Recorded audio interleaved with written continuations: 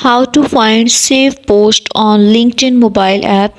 Firstly, you have to install the LinkedIn app from your Play Store.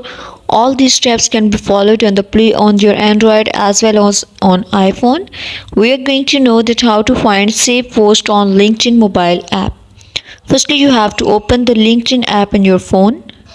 Now we are going to find the save post. Before this, just make sure watch the complete video and follow each step carefully to avoid forgetting anything and making mistake. At the top you can see here profile. Click on the profile. Now you can see here view profile. You have to click on the view profile. You have to scroll this bar and find the option of resources here, and you can see show all 5 resources. Click on all 5 resources. Now at the bottom you can see at the last there is my items. Click on it.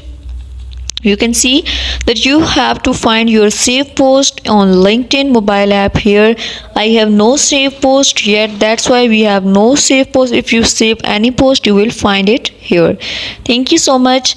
That was all. Please consider showing your support by commenting, liking, sharing and subscribing to our channel for more valuable content in the future. Your engagement is highly appreciated. I wish you very good luck. Thanks.